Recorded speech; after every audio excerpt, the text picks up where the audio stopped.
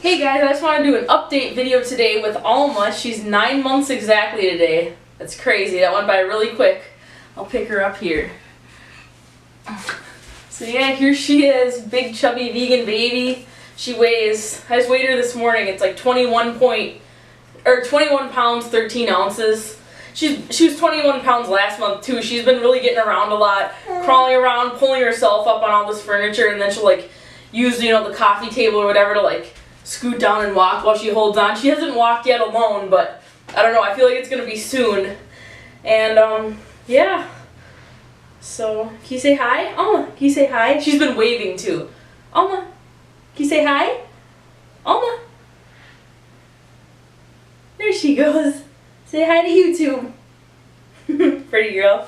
Okay, I'm gonna let her crawl around unless she wants to get picked up. We'll see what happens. Yeah, so I guess I'll start with foods maybe. So she's breastfed. She was exclusively breastfed, like only breastfed until 8 months, and then right after that we started introducing food because it was kind of weird. Like right after she turned 8 months, like within the first week right there, we went on a road trip really quick to Florida, and I sat by her the whole time in the back of this van that we rented, and I'm eating my bananas. We brought like a case of bananas, and they're all ripening, so I'm eating them during the trip, throwing the peels out the window, and she's like looking at me and trying to like grab over, and she's like, doesn't just want my milk, so I give her some banana, they're really ripe, so like I wouldn't recommend feeding your baby an unripe banana, like the green or the yellow kind, because they're still too hard. But when they're ripe, I just take my finger at the top of the banana and just like scrape off a piece and put it in her mouth, and she loves it. Or else I'll like hold it to her and she'll like take a bite out of it. And yeah, so I think pretty much her first food was probably bananas. Before 8 months, she'd suck on mango seeds. Like we'd cut the whole mango, all the slices out of it, and then give her the seeds to suck on, because there's still a little flesh on there. I don't think she actually got anything from it, but she'd suck on those occasionally. But yeah, so she has still been eating bananas a little bit. Well, I guess from that road trip, it wasn't even like every day she'd have them. It was just a couple times. And then up until maybe like a week ago, it was just kind of sporadically, like whenever, like we'd give her some bananas here or there, or whatever else we're eating. I can't think of anything right off the bat. Some of our smoothies, some strawberries. But up until like a week ago, it's been like every day I've been giving her new things, like usually later in the day around dinner time maybe, or my lunch smoothie. I'll give her like bites off it and she loves it. I'll make like just straight banana smoothies, or else I'll make banana smoothies with berries, and she loves them. And what else? I gave her some soup broth a couple times too, because it was dinner time and we were eating this lentil soup, and she's like trying to get some. She's all up in there, so I gave her some spoonfuls of the broth. But yeah, she still eats pretty much all breast milk except for a couple bites of food here and there, because she's not really at the point where she can like grab something and eat it without like dropping it or getting it all dirty. So yeah, it's just a little bit here and there, and I'm trying to think of other things. That's probably it. But yeah, still breastfeeding. I don't plan on quitting, because I think it's weird how in America everyone wants to like breastfeed their kid like either none at all and do formula, or just do it for like 3 to 6 months or whatever and then you're done. But when the rest of the world goes like 3 or 4 years or even more, so she still loves it. I'm gonna do what she wants to do. Still co-sleeping, and that's going awesome too.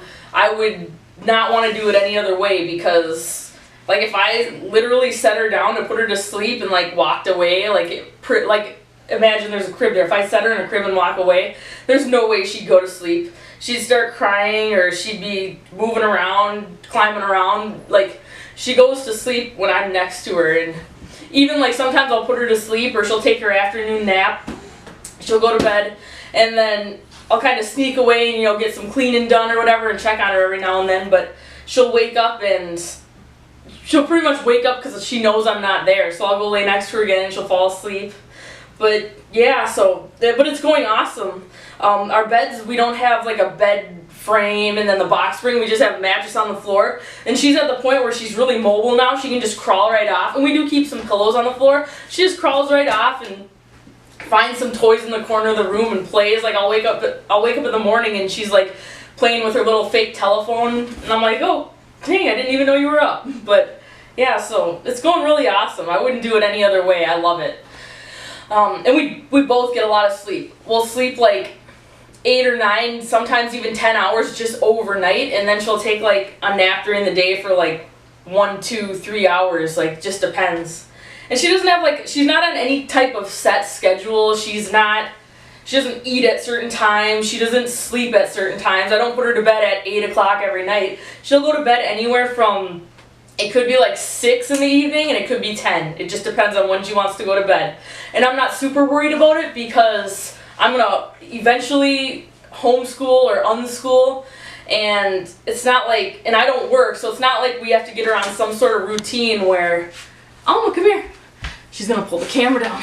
So it's not like she has to be on some kind of routine where, you know, she has to wake up at 6 every morning and go to her slave job and do all this stuff. So it's really laid back. We can do whatever we want throughout life. Like, sleep's really important. Health's really important. So I want her to know, like, when you're tired, you sleep, you know, stuff like that. She waved again. We'll talk about EC.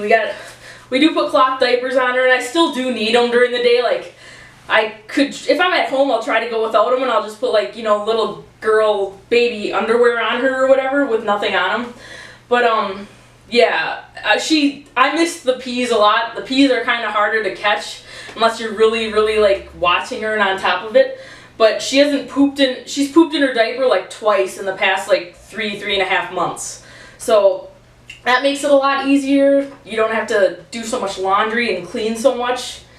It's easier when it's just pee, you know, washes out really easily. You don't have to get your gloves on and clean it, so that's good. And I don't know, the cues we use are psst.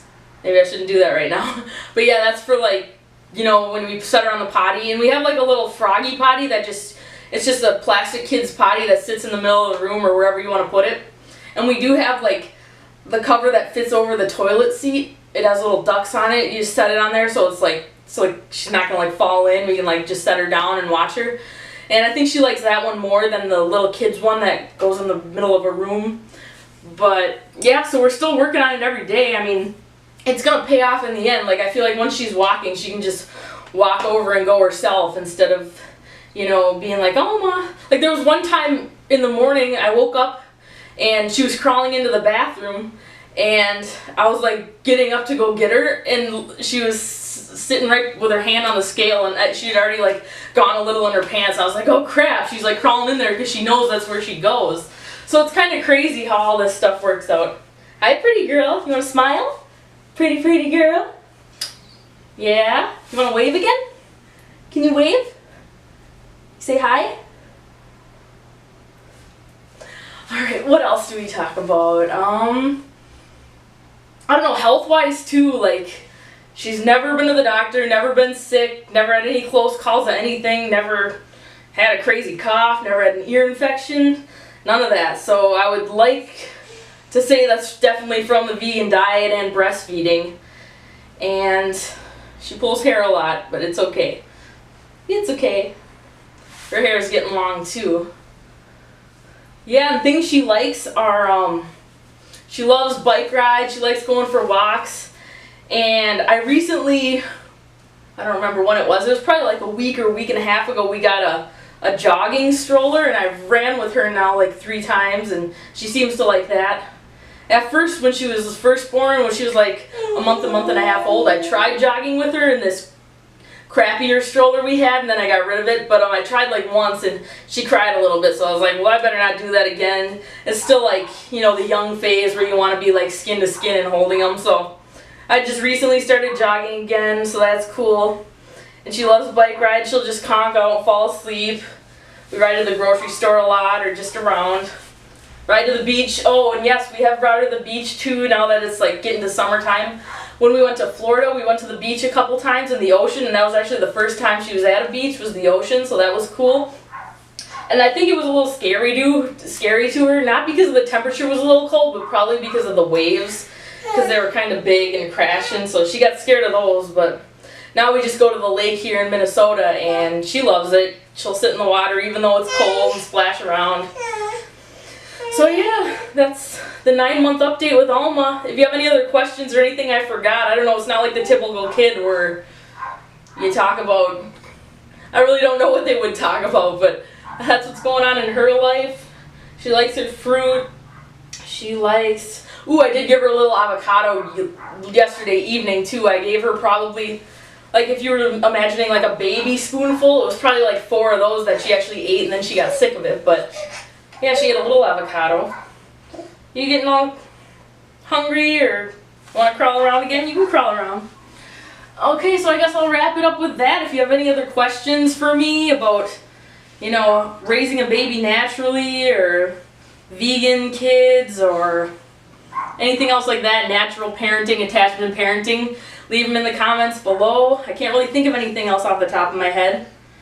And yeah, I'll leave it at that. So thanks for watching, like and share, and subscribe. See ya.